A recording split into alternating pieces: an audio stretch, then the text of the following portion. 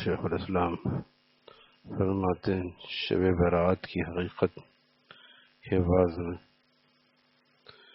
کہ شعبان کا مہینہ شروع ہونے والا ہے اور اس ماہ میں ایک مبارک رات آنے والی ہے، شروع ہو چکا ہے اور اب تو 3 دن رہ گئے ہیں شب برات میں، جس کا بیان مقصود ہے۔ اس کا نام ایک مبارک رات آنے والی ہے جس کا نام شب براءت ہے۔ لوگ شب برات کہتے ہیں، عام طور پہ اردو میں مستعمل ہوتے ہوتے حمزہ گر جاتا ہے۔ براءت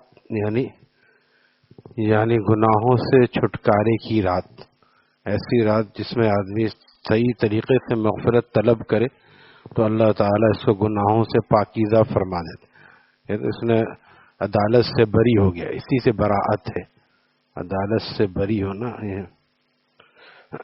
شاعر کہتا ہے عدالت سے بری ہونا نہیں ہوتا۔ یہ بھی ہے، انسان کا ضمیر بھی ایک چیز، وکیلوں کو کھلا کے اور بعض دفعہ جج تک کو کھلا کے کیس جیت لیا جاتا ہے، لیکن یہ کیس دنیا میں جیت لیا جائے گا، آخرت میں اس کی سزا ملے گی اگر وہ حق پر نہیں ہے۔ اگر پیسہ خرچ کر کے اس نے جیت لیا بظاہر، تو شاعر اس موضوع پہ بہترین شعر کہتا ہے کہ عدالت سے بری ہونا نہیں ہوتا، معافی مل بھی جائے تو پشیمانی نہیں جاتی، معافی مل بھی جائے تو پشیمانی نہیں جاتی۔ بظاہر تو بری ہو گئے لیکن دل گواہی نہیں دیتا، کہتا میں نے غلط کیا ہے، پیسے خرچ کر کے کیا۔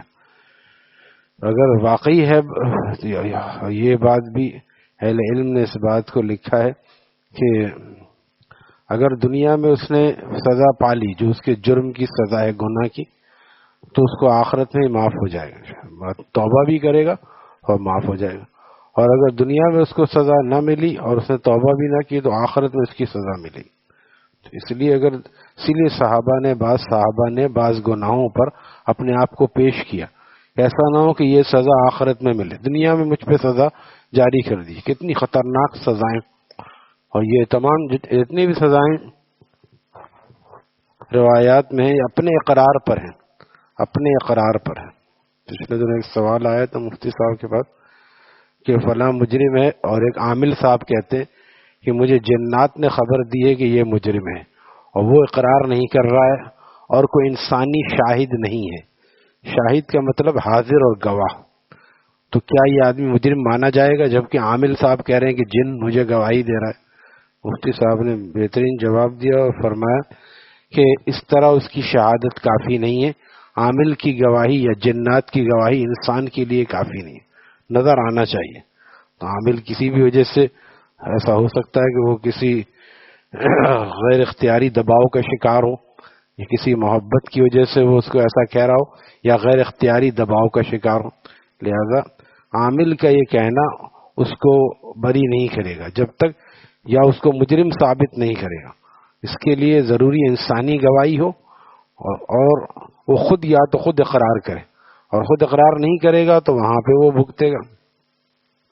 ہاں، اگر وہ چپکے سے اللہ تعالیٰ توبہ کر لیتا ہے، کسی انسان کا اس نے جرم نہیں کیا تو وہ معاف ہو جائے گا۔ یہ بھی نہ سمجھے کہ ہر گناہ کی سزا ضروری ہے۔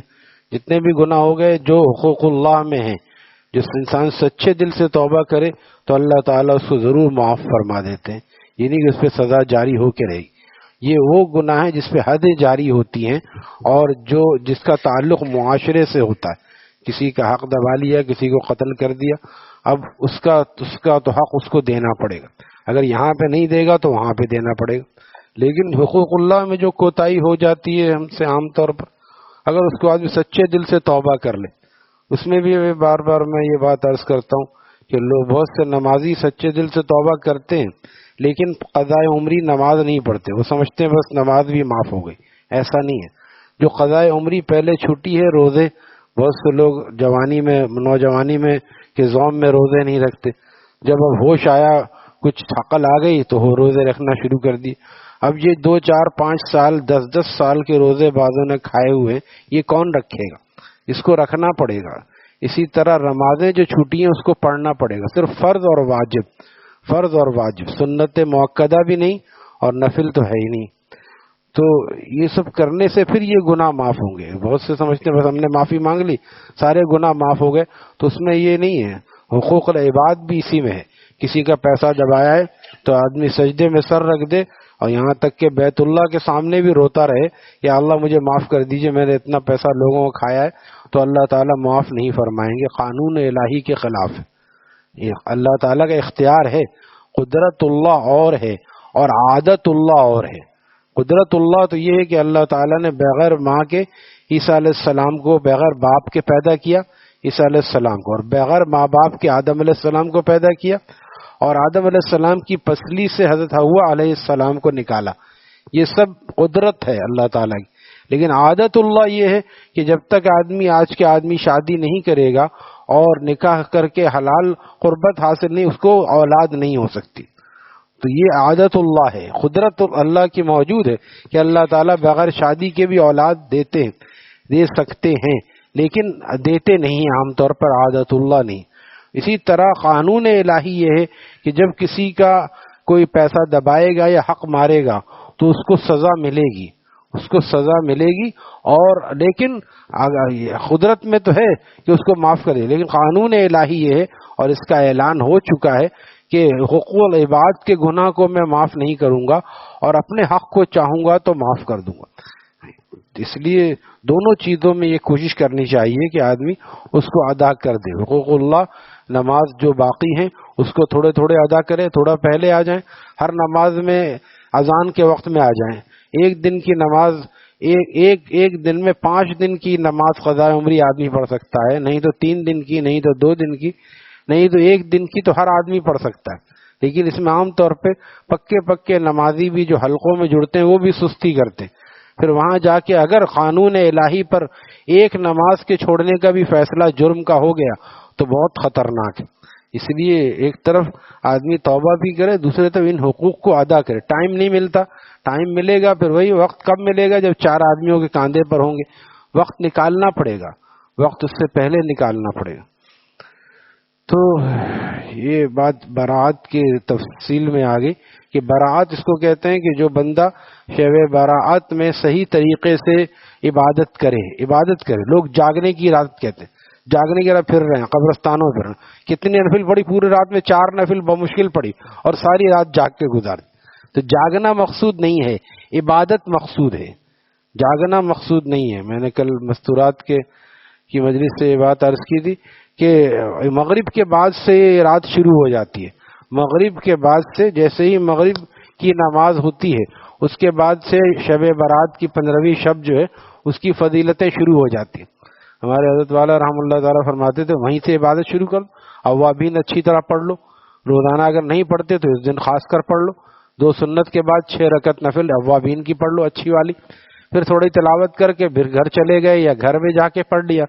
پھر عشاء سے پہلے پھر تھوڑا جلدی تیار ہو گئے.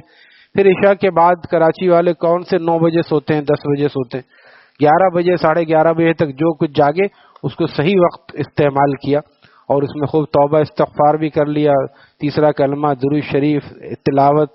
تو یہ پہلی رات کام میں آسانی سے آ سکتی. اس کے بعد تھوڑا سو گئے. بہت سے لوگ پوری رات جاگتے ہوئے دوسرے دن پریشان رہتے. جن کی عمریں بڑھ رہی ہیں ان کو بی پی کا مرض ہو جاتا ہے، زیادہ جاگنے سے بی پی بڑھ جاتا ہے، اور بہت کو دوسرے دن کا دماغ جو ہے وہ غصہ آنے لگتا ہے کیونکہ نیند پوری نہیں ہوئی. تو کس نے کہا کہ ساری رات جاگو؟ کسی شب قدر میں بھی شریعت مجبور نہیں کرتی ساری رات جاگنے. اس میں بھی ہم یہی کہتے ہیں کہ اوابین وغیرہ اچھی طرح پڑھ کے 12 بجے سو جائیں، 3 بجے پھر اٹھ جائیں تاکہ فریش آدمی اللہ کی عبادت کرے. تھکی ہوئی گاڑی ہمیں پسند نہیں، اللہ تعالیٰ کو بھی پسند نہیں. اب نیند آ رہی ہے، اس میں کچھ پڑھ رہا ہے، کچھ ہے زبان سے کچھ نکل رہا ہے. ایک ہمارے دوست نے سجدہ کیا تو 2 سجدے کے بجائے امام کے پیچھے ایک ہی سجدہ کیا. امام نے 2 سجدے کیے، اس کو نیند کا اتنا غلبہ تھا کہ ایک ہی سجدہ کیا. وجہ کیا ہے کہ رات بھر جاگے. کیوں جاگے؟ کس نے کہا ہے رات بھر جاگنے کے لیے؟ جاگنے کی رات یہ غلط مشہور ہے، عبادت کی رات ہے. اور عبادت میں بھی توبہ استغفار اور اس چیز کو کریں کہ ہمیں آئندہ فجر کی نماز جماعت سے پڑھنی ہے، اللہ کی فرما برداری کرنی ہے، جھوٹ کو چھوڑنا ہے. ان سب چیزوں کو لوگ اکثر عبادت کر کے فارغ ہو جاتے ہیں. عبادت کر لی بس، بہت ساری فضیلت مل گئی. فضیلت اس کو ملتی ہے جو عبادت کے ساتھ فرما برداری کا ارادہ بھی کرتا ہے، یا اللہ آئندہ میں کوشش کروں گا کہ اپنی حسب مقدرت فاتقوا اللہ ما استطعتم، اللہ سے اتنا ڈرو جتنی تمہاری استطاعت ہے۔ اب بتائیے استطاعت نہیں ہے کہ ہم داڑھی ایک مٹھی رکھ لیں، پائچے ٹخنے سے اوپر رکھنے کا اہتمام کریں، بدنگاہی ہو جائے تو فوراً توبہ کر لیں، ڈھونڈے نہیں تلاش نہ کریں، انسان ہے نظر پڑ گئی فوراً نظر ہٹا لے توبہ کر لیں۔ فاتقوا اللہ ما استطعتم، اتنا اللہ تعالیٰ سے ڈرو جتنا تمہارا ڈرنے کا حق۔ تو بہت سے گناہ تو ہم عادتاً کر رہے ہیں، صرف عادتاً کر رہے ہیں، تو یہ عادت کو چھوڑ دیں۔ جس نے پھر اس کو چھوڑ دیا اس کی شب برات اس کے لیے واقعی برات کا ذریعہ ہو جائے گی، اور اس کو اللہ کا مقرب بنا دے گی، ولی اللہ بنا دے گی۔ یہ رات ایسی ہے، آپ نے فرمایا اتنے لوگوں کی مغفرت ہوتی ہے، اتنے لوگوں کی مغفرت ہوتی ہے اس رات میں، یہ روایت آئے گی انشاءاللہ کہ جتنے بنو کلب کی بکریوں کے بال ہیں۔ اب وہ زمانے میں بنو کلب جو قبیلہ تھا ان کی زیادہ بکریاں مشہور تھیں، اور زیادہ بکریوں کے برابر نہیں، زیادہ بکریوں کے بالوں کے برابر لوگوں کی مغفرت اللہ تعالیٰ فرماتا۔ لیکن کوئی صحیح طریقے سے مغفرت مانگنے والا ہو تو ظاہر سے اللہ تعالیٰ تو عام حالات میں بھی معاف کر دیتے ہیں۔ یہ شب برات تو بہت فضیلت کی رات ہے، اللہ تعالیٰ ہمیں اس کا اہتمام نصیب فرمائے۔ الحمدللہ۔